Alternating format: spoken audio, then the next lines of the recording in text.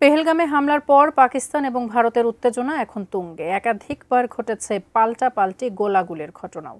দুই দেশই সীমান্তে বাড়াচ্ছে সামরিক উপস্থিতি। এমন পরিস্থিতিতে ভারতে হামলা প্রসঙ্গে চাঞ্চল্যকর তথ্য দিলেন পাকিস্তানের রেলমন্ত্রী হানিফ আব্বাসি। জানান, ভারতের দিকে ১৩০টি পারমাণবিক অস্ত্র তাক করে রেখেছে ইসলামাবাদ। বিস্তারিত শাহাদাত রিফাতের রিপোর্টে। ভারত পাকিস্তানের সংঘাত নতুন কিছু নয়। বহু বছর ধরে নানা ইস্যুতে যুদ্ধে জড়িয়েছে এই দুই দেশ। তবে এবার ভারত শাসিত পেহেলগামে সন্ত্রাসী হামলার পর পাকিস্তান ও ভারতের উত্তেজনা এখন তুঙ্গে। যে কোনো সময় ভয়াবহ যুদ্ধে জড়িয়ে যেতে পারে পরমাণু শক্তিধর দেশ দুটি। আন্তর্জাতিক বিভিন্ন সংস্থাও ধারণা করছে, নিজেরা সহনশীল আচরণ না করলে কেউই ভারত পাকিস্তানের যুদ্ধ থামাতে পারবে না। ঘটতে পারে পারমাণবিক হামলার ঘটনাও, যা পুরো বিশ্বের জন্য হুমকির কারণ হতে পারে। এমন পরিস্থিতির মাঝে ভারতকে ঘায়েল করতে তার দেশ পারমাণবিক অস্ত্র বহনে সক্ষম শাহিন ও গজনবীর মতো ১৩০টি ক্ষেপণাস্ত্র প্রস্তুত করে রেখেছে বলে জানালেন পাকিস্তানের রেলমন্ত্রী হানিফ আব্বাসি। ये जो गौरी शाहीन गजनवी ये चौकों में सजाने के लिए नहीं हमने रखे हुए, ये हमने हिंदुस्तान के लिए रखे हैं। ভারতকে ছাড় দেওয়া হবে না জানিয়ে হানিফ আব্বাসি বলেন, শাহিন ও গজনবী ক্ষেপণাস্ত্রগুলো এমনি এমনি তৈরি করা হয়নি, সেগুলো প্রস্তুত রাখা হয়েছে ভারতের জন্য। তাদের বিভিন্ন ঘাঁটিতে এগুলো মোতায়েন রয়েছে।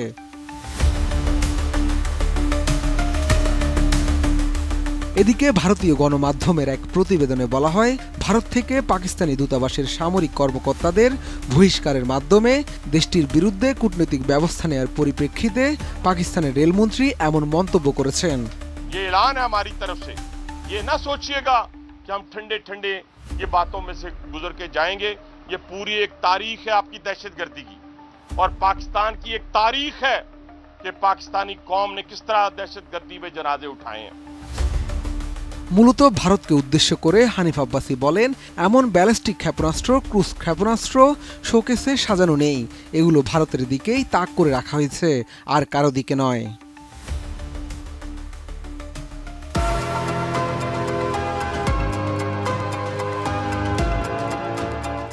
হুমকি দিয়ে হানিফ আব্বাসি আরও বলেন, ভারত জানে যে পাকিস্তান কোথায় ক্ষেপণাস্ত্র মোতায়েন করেছে এবং এই কারণেই তারা পাকিস্তানে আক্রমণে সাহস পায়নি এবং পাবেও না।